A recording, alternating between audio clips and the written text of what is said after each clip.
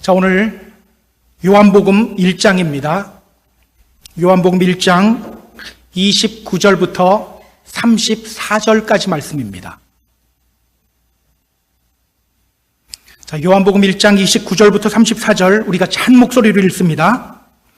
이튿날 요한이 예수께서 자기에게 나아오심을 보고 이르되 보라, 세상 죄를 지고 가는 하나님의 어린 양이로다.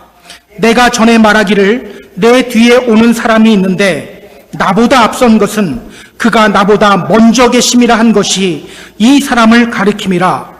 나도 그를 알지 못하였으나 내가 와서 물로 세례를 베푸는 것은 그를 이스라엘에 나타내려 함이라 하니라. 요한이 또 증언하여 이르되 내가 보매 성령이 비둘기같이 하늘로부터 내려와서 그의 위에 머물렀더라.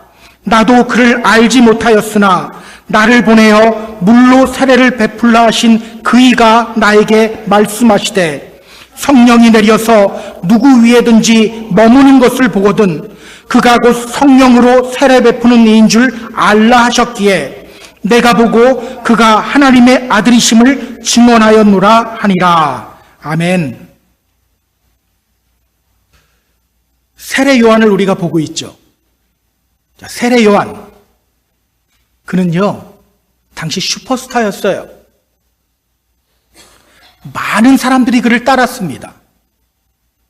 많은 사람들이 세례 요한을 그리스도라고 생각했어요. 그러나 그는 자신의 인기로 자기의 정체성을 정의하지 않았습니다. 당신은 누구입니까? 라고 물으면 우리는 이렇게 대답해요. 내 이름은 아무개입니다. 저는 이런 일을 하는 사람입니다. 저는 이런 학교를 나왔습니다. 저는 이만큼을 가지고 있습니다. 그런데 세례 요한은요, 그런 것들로 자신이 누구인지를 정의하지 않았다는 거예요. 그는요, 하나님의 백성으로서 자신이 누구인지를 발견한 사람이에요. 하나님이 자신에게 맡겨주신 일이 무엇인지를 발견하고 순종하는 사람이었어요. 아마 많은 사람들이 저에게 와서 당신 정말 훌륭합니다. 이런 사람 같습니다. 막 계속 말하면 저는 아마 이렇게 생각할 거예요. 내가 정말 그런가? 내가 그런 사람인가? 그런데 그는요, 사람들의 시선과 평가에 흔들리지 않았어요. 자신의 분수를 아는 사람이었죠. 오늘 우리도 우리가 누구인지를 발견해야 합니다. 제 이름은 누구누구입니다. 저는 이런 일을 하는 사람입니다. 이런 거 말고 하나님의 백성으로서 내가 누구인지, 우리가 누구인지를 발견해야 합니다. 하나님이 우리에게 어떤 소명을 주셨는지를 우리가 발견해야 돼요. 성경은요, 우리를 질그릇이라고 합니다. 질그릇, 가장 보잘것없는 그릇이죠. 가장 깨지기 쉬운 그릇이에요. 그런데 그 질그릇 안으로 보배이신 예수님이 오셨어요. 따라서 우리는 질그릇이지만 예수 그리스도라는 보배를 담은 질그릇입니다. 우리가 존귀한 이유는요, 예수 그리스도께서 우리 안에 계시기 때문이에요. 가진 것이 많아서 존귀한 것이 아닙니다. 남들보다 더 배워서 존귀한 것이 아니에요. 남들보다 내가 더 착해서 존귀한 것이 아니에요. 예수 그리스도께서 우리 안에 계시기 때문에 우리가 존귀한 겁니다. 그런데 우리는요, 우리 안에 임재하시는 주님께 별 관심이 없어요. 그냥 질그릇 꾸미느라 바빠요. 학벌, 재산, 인기, 명예 이런 것들을 먼저 쫓는 삶을 살아갑니다. 주님의 이름으로 부탁드립니다. 먼저 우리 안에서 말씀하고 계시는 주님께 집중하시기 바랍니다. 하나님의 백성으로서 내가 누구인지를 발견하고 또 소명을 깨닫고 그 소명을 따라 살아가시기 바랍니다. 그 사람이 바로 하나님이 기뻐하는 사람이에요. 자, 오늘 우리가 읽은 본문은요, 세례 요한이 예수님을 만나서 증언하는 장면입니다. 오늘 본문을 통해서 성경이 우리에게 전하는 메시지는 과연 무엇일까요? 자, 본문을 보면서 우리가 함께 확인해 보도록 하겠습니다. 자, 본문으로 들어갈게요. 29절 우리 같이 읽습니다. 이튿날 요한이 예수께서 자기에게 나아오심을 보고 이르되 보라, 세상 죄를 지고 가는 하나님의 어린 양이로다. 이튿날 요한이 예수께서 자기에게 나아오심을 보았다. 어제 요한은요, 사람들을 향해 이렇게 말했어요. 본문에서는 어제고 우리는 지난주죠? 어제. 그냥 어제로 알아들으시면 됩니다. 이렇게 말했어요. 나는 선지자 이사야의 말과 같이 주의 길을 곧게 하라고 광야에서 외치는 자의 소리다.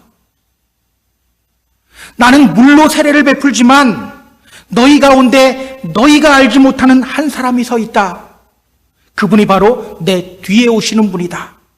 나는 그의 신발끈을 풀기도 감당할 수 없는 사람이다.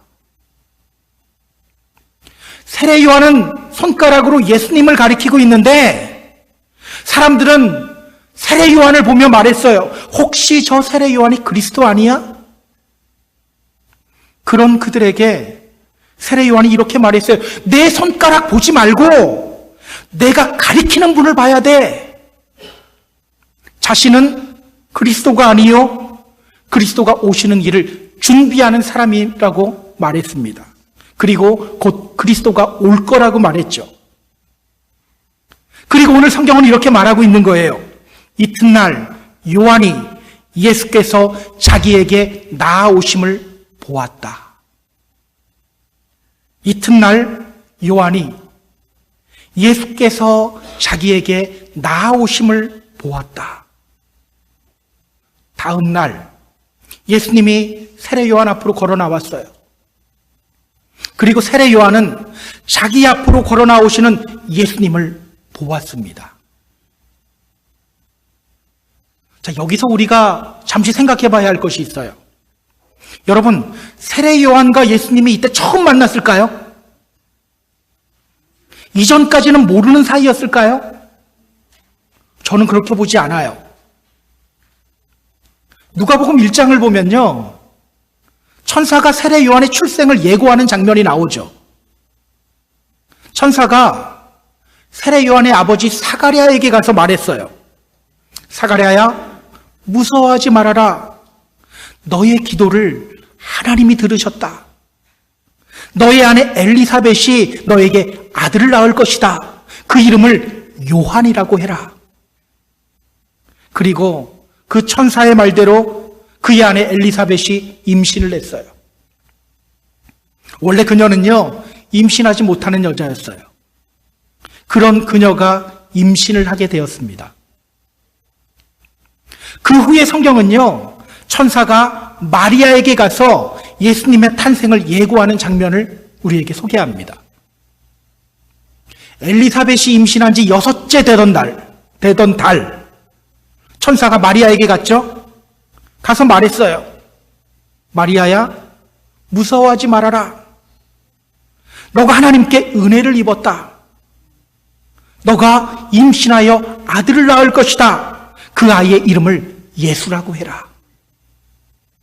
그 말 듣고 마리아가 이렇게 대답했습니다. 저는 남자 알지 못합니다. 어떻게 그런 일이 일어날 수 있습니까?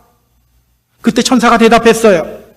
성령이 너에게 임하고 지극히 높으신 하나님의 능력이 너를 덮을 것이다. 너로부터 태어날 거룩한 분은 하나님의 아들이라 일컬음을 받게 될 것이다. 그리고 엘리사벳도 임신한 상태임을 알려줬죠. 보라, 너의 친척 엘리사벳도 늙었지만 아들을 임신했어. 원래 임신하지 못한다고 알려진 그녀가 이미 임신한 지 6달이야. 하나님의 모든 말씀은 능치 못함이 없는 거야. 그 말 듣고요, 마리아가 이렇게 대답했어요. 주님, 저는 주님의 여종입니다. 말씀대로 저에게 이루어지기를 원합니다. 그리고 그녀가 어디로 달려갔습니까? 엘리사벳에게로 달려갔어요. 그리고 그 둘은 만나서 서로의 임신을 축하하면서 하나님께 영광을 돌렸어요. 여러분, 예수님의 어머니 마리아와 세례 요한의 어머니 엘리사벳, 어떤 관계라고요? 어떤 관계? 친척 관계예요. 서로 집을 방문할 정도로 가까운 친척 관계예요. 그렇다면 여러분, 예수님과 세례 요한은 어떤 관계입니까? 똑같이 친척 관계죠. 부모님이 친척 관계인데 나는 남남이다가 아니죠. 같은 친척 관계예요. 세례 요한이 예수님보다 6개월 먼저 태어난 친척 형입니다. 둘이 서로 몰랐을까요? 당연히 알았죠. 저는요, 강원도에서 자랐어요. 근데 저희 아버지의 고향은 제주도예요. 그래서 제주도에 가면 친척들이 많아요. 그런데 너무 멀다 보니까 자주 왕래를 할 수가 없었습니다. 제가 성장해서 이제 군대에서 휴가 나왔을 때 혼자 제주도를 갔던 적이 있어요. 그동안 만나 뵙지 못했던 할머니도 뵙고 또 큰아버지와 큰어머니, 친척, 사촌들도 좀 보기 위해서 갔습니다. 제가 온다는 소식을 듣고요, 저랑 나이가 같은 사촌이 있거든요. 그 사촌이 제주 항구로 저를 마중 나왔어요. 사실 저는요, 배 타고 가는 내내 불안했습니다. 왠지 아세요? 제가 사촌 얼굴을 몰랐거든요. 아주 어렸을 때 보고 한 번도 본 적이 없는 거예요. 내가 사촌을 알아볼 수 있을까? 내 사촌은 나를 알아볼까? 걱정이 들더라고요. 그런데요, 그게 쓸데없는 걱정이라는 걸 알게 되었어요. 배에서 내렸는데 저쪽에 왠지 낯설지 않은 얼굴이 있어요. 처음 보는 사람이에요. 전혀 모르는 사람이에요. 그런데 낯설지가 않아요. 저와 제 사촌은요, 서로 얼굴을 보는 순간 딱 알아봤어요. 아, 내 사촌이구나. 서로 웃었어요. 자, 친척동생이 저쪽에서 자기에게 걸어오고 있습니다. 그때 세례 요한에게 어떤 생각이 들었을까요? 내가 아는 얼굴이네? 내 친척동생 예수네? 이런 생각이 들었겠죠. 자, 그런데 여러분, 이때 놀라운 일이 벌어져요. 그때 세례 요한의 입에서 어떤 말이 터져나오는지를 주목하세요. 세례 요한의 입에서 이 말이 터져나옵니다. 보라, 세상 죄를 지고 가는 하나님의 어린 양이로다. 보라, 세상 죄를 지고 가는 하나님의 어린 양이로다. 보라, 이 말은요, 단순히 저기 좀 봐, 이걸 넘어서는 뜻이에요. 헬라어 성경을 보니까 이데라는 단어를 사용합니다. 이데, 이 말은요, 찬양과 탄성이 터져나오는 감탄사예요. 세상 죄를 지고 가는 하나님의 어린 양이로다. 이 문장을 정확히 번역하면요, 이렇게 번역해야 합니다. 하나님의 어린 양, 세상 죄를 지고 가는 분, 서술어가 없어요. 하나님의 어린 양, 세상 죄를 지고 가는 분. 그러니까 세례 요한은요, 자신의 친척 동생인 예수가 자기에게 걸어오는 것을 보며 갑자기 이렇게 외친 거예요. 아, 하나님의 어린 양, 세상 죄를 지고 가는 분. 감정을 주체하지 못하고 외친 거예요. 아, 하나님의 어린 양, 세상 죄를 지고 가는 분. 분명히 친척 동생인 예수가 자기에게 걸어오고 있었어요. 그런데 그 예수를 본 순간 깨닫게 된 거예요. 내 친척 동생 예수가 바로 그리스도구나. 주체할 수 없는 감동이 밀려와요. 문장을 멋지게 만들 여유조차도 없어요. 그냥 입에서 이 말이 터져 나오는 거예요. 아, 하나님의 어린 양, 세상 죄를 지고 가는 분,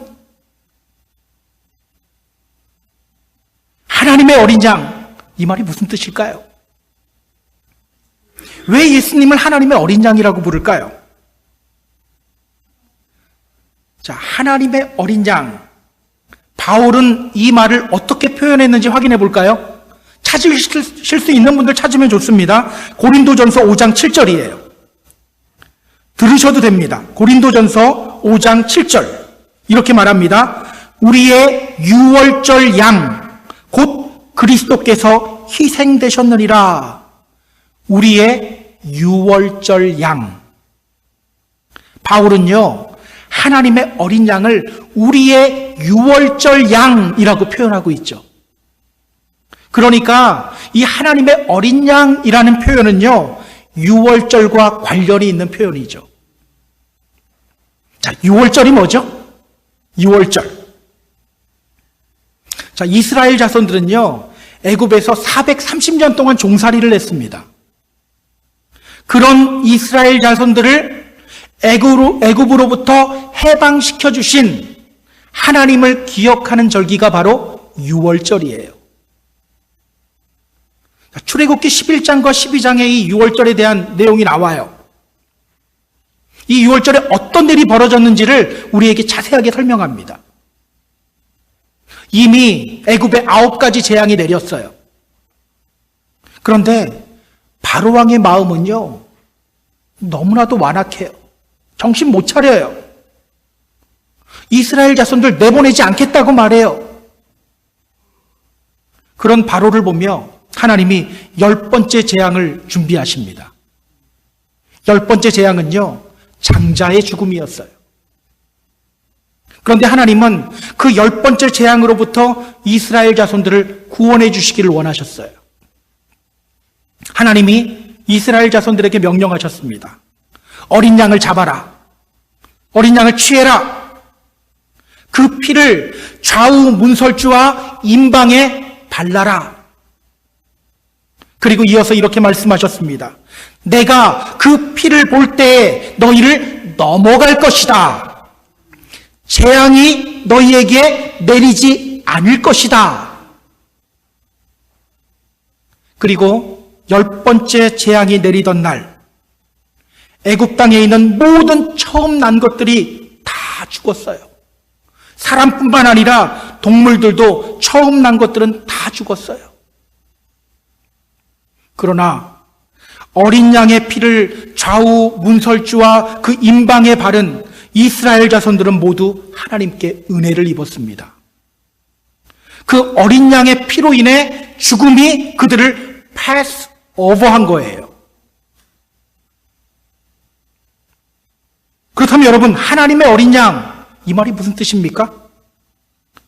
예수님으로 인해 죽음이 우리를 패스 오버하게 되었다는 뜻입니다. 죽음이 우리를 패스 오버하게 만들어주신 분이 바로 우리 예수님이라는 뜻이에요. 자, 그럼 이 말은 무슨 뜻일까요? 세상 죄를 지고 간다. 세상 죄를 지고 간다. 이게 무슨 말일까요? 지게 매듯이 짊어지고 간다는 뜻일까요?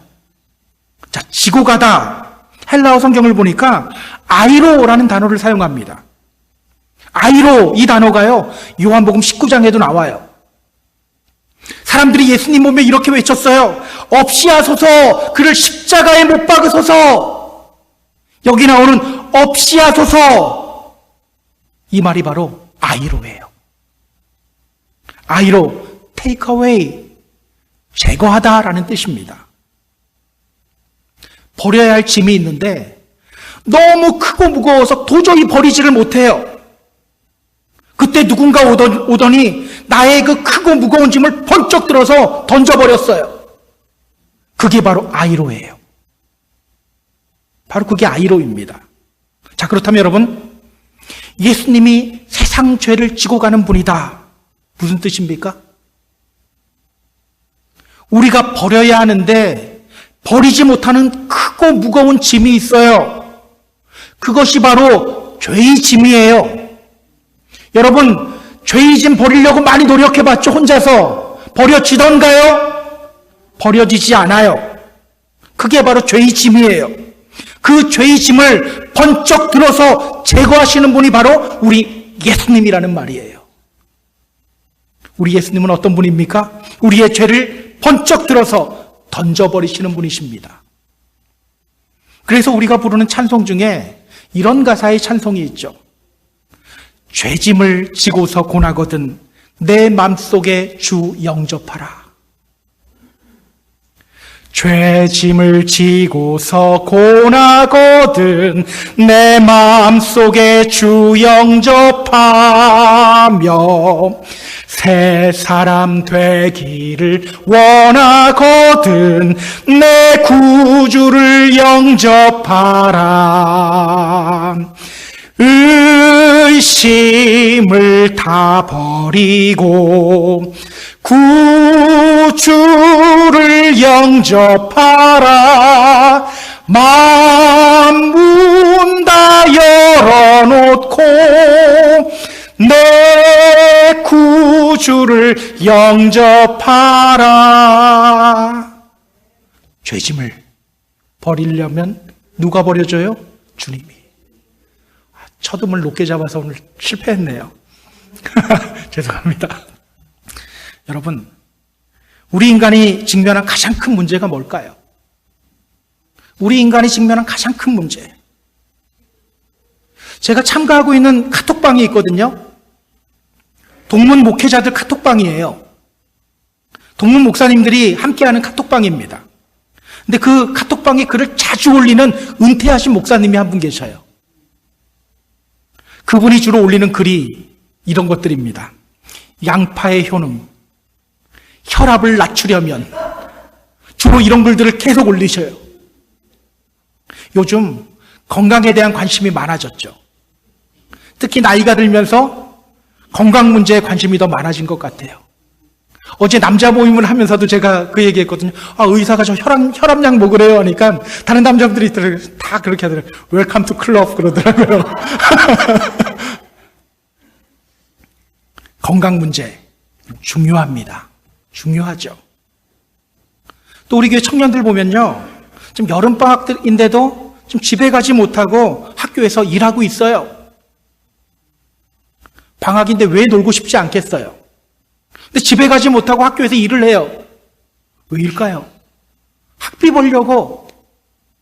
돈 때문이에요. 재정 문제 중요합니다. 요즘은 많은 사람들이 환경 문제에도 관심을 많이 갖더라고요. 작년에 이거 펜사콜라도 정말 더웠죠. 집에 심은 토마토가 열매를 맺지 못할 정도로 더웠어요. 이런 이상 기온 현상으로 인해서 여기저기에서 환경 문제에 대한 관심도 많아졌어요. 환경 문제 중요해요. 그런데 여러분, 인간이 직면한 가장 큰 문제는요, 건강 문제가 아니에요. 재정 문제도 아니에요. 환경 문제도 아니에요. 그 문제들이 중요하지 않다는 거 아닙니다. 중요합니다. 그러나 우리 인간이 직면한 가장 큰 문제는 바로 죄의 문제입니다. 죄의 문제. 성경은 말합니다. 모든 사람이 죄를 범하였음에 하나님의 영광에 이르지 못하였다. 우리 인간은요, 모두 죄인이에요. 죄의 삭은 사망이요. 그 죄로 인해 죽을 수밖에 없는 존재가 바로 우리 인간이에요. 혹시 이렇게 생각하는 분들이 있습니까? 어차피 사람 다 죽는데요. 한 번 사는 인생 마음대로 살다가 죽으면 되지. 인생 뭐 있습니까? 그런데 여러분, 성경이 말하는 사망은요, 그런 죽음이 아닙니다. 성경은요, 우리가 늙거나 병들거나 사고로 죽는 것, 이거 죽음이라고 말하지 않아요. 잠자는 거라고 말해요. 성경이 말하는 사망은 무엇입니까? 제가 요한계시록 21장 8절 읽어드릴게요. 잘 들어보세요. 요한계시록 마지막 부분이에요.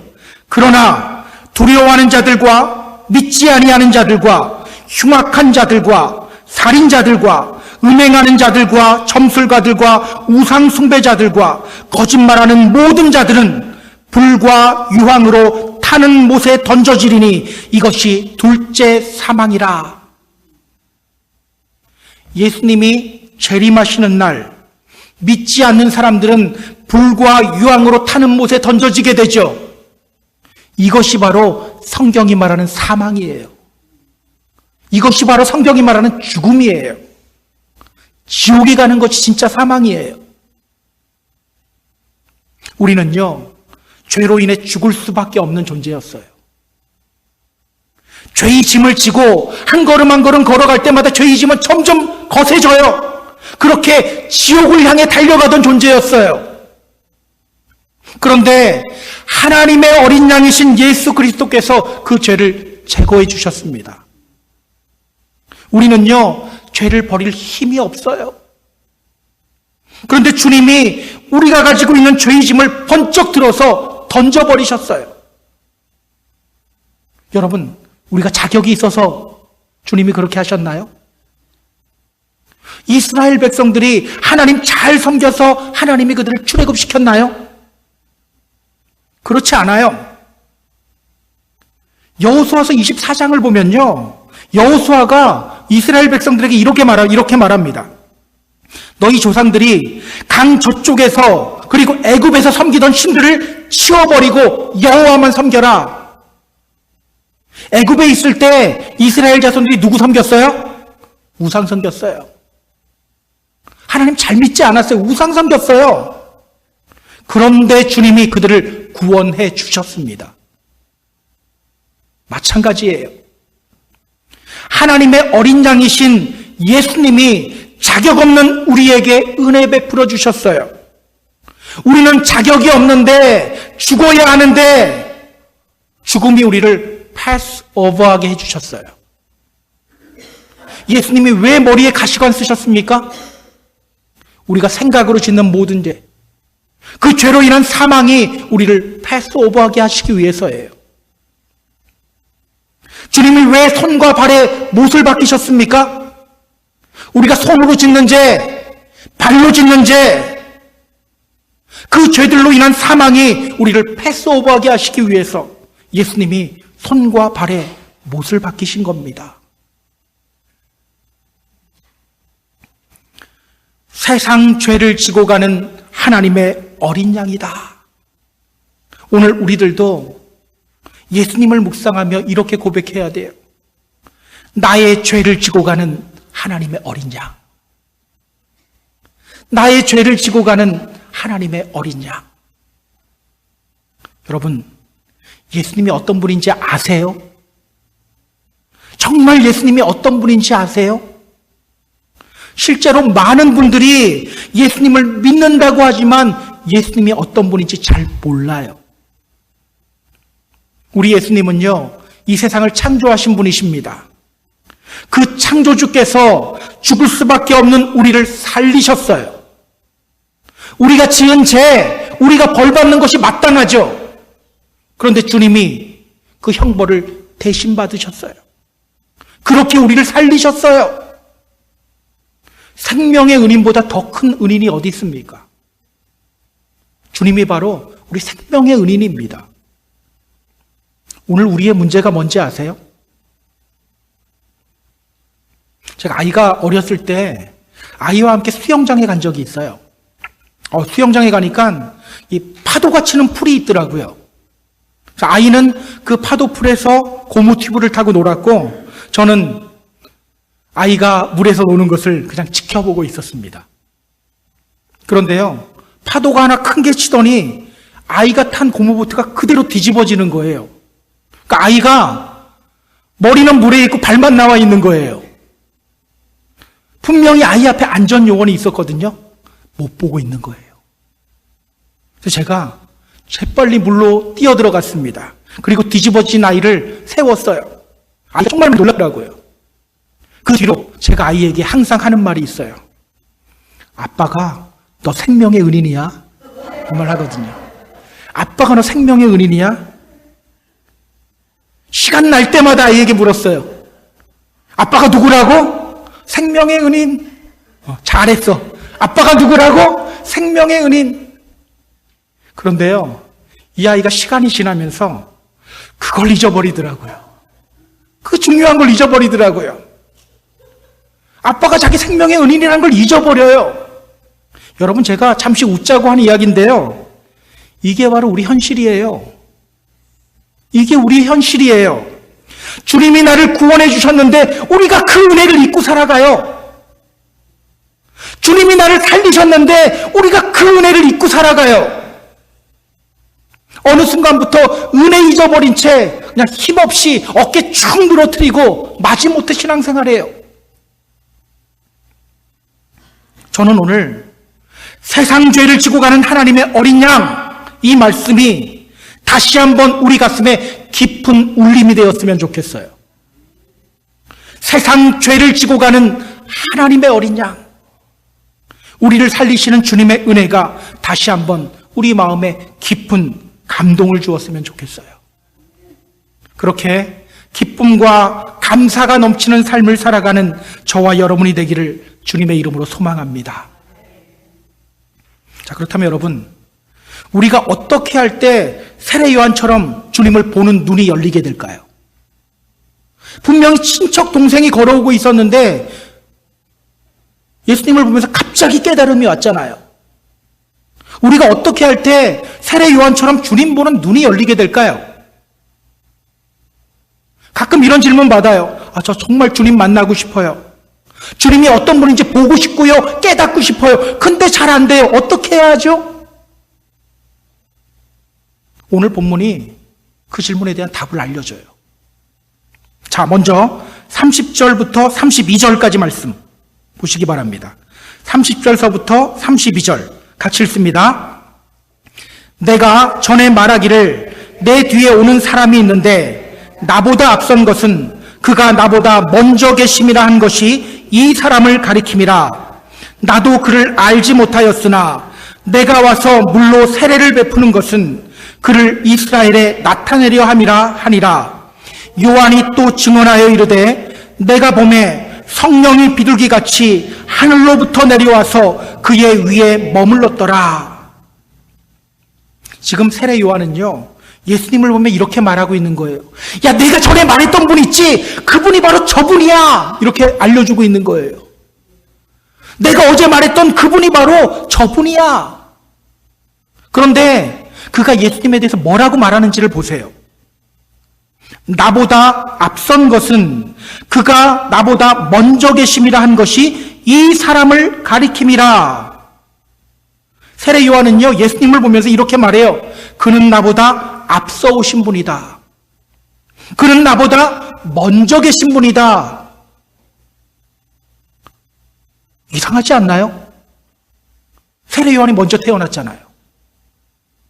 세례 요한이 예수님보다 한 달도 아니고 6개월 먼저 태어났어요. 군대에서 6개월 고참이면 엄청 높은 고참이거든요. 세례 요한도 분명히 알고 있어요. 그런데 그는 이렇게 말해요. 그가 나보다 먼저 계셨다. 이 말이 무슨 뜻일까요? 요한복음 1장 1절서부터 3절. 태초에 말씀이 계시니라. 이 말씀이 하나님과 함께 계셨으니 이 말씀은 곧 하나님이시니라. 그가 태초에 하나님과 함께 계셨고 만물이 그로 말미암아 지은 바 되었으니 지은 것이 하나도 그가 없이는 된 것이 없느니라. 예수님이 태초부터 계셨던 분이죠. 지금 세례 요한은요, 예수님이 바로 태초부터 계신 하나님이심을 명확하게 깨닫게 된 거예요. 그래서 32절을 보면 이렇게 말하죠.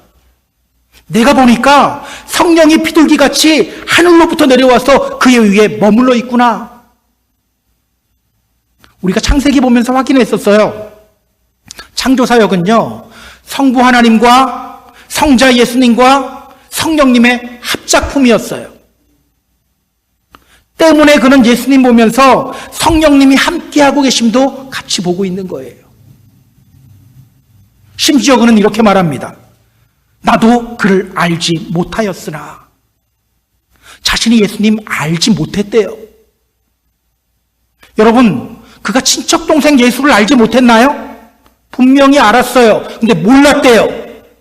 왜일까요? 인간적으로는 알았지만 예수님이 바로 하나님의 아들이요 메시아임을 전에는 알지 못했다라는 거죠. 그런데 오늘 그는 예수님을 보며 깨닫게 된 거예요. 하나님의 어린 양, 세상 죄를 지고 가는 분, 태초부터 계신 분, 성령님과 함께 하시는 분, 어떻게 이렇게 놀라운 깨달음을 얻게 된 걸까요? 어떻게? 자, 세례 요한이 말합니다. 33절, 34절 같이 읽습니다.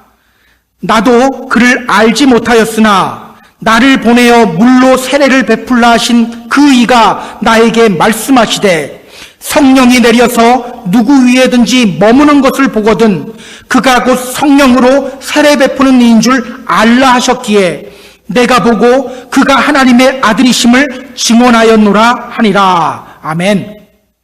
자, 성경 잘 봐야 됩니다.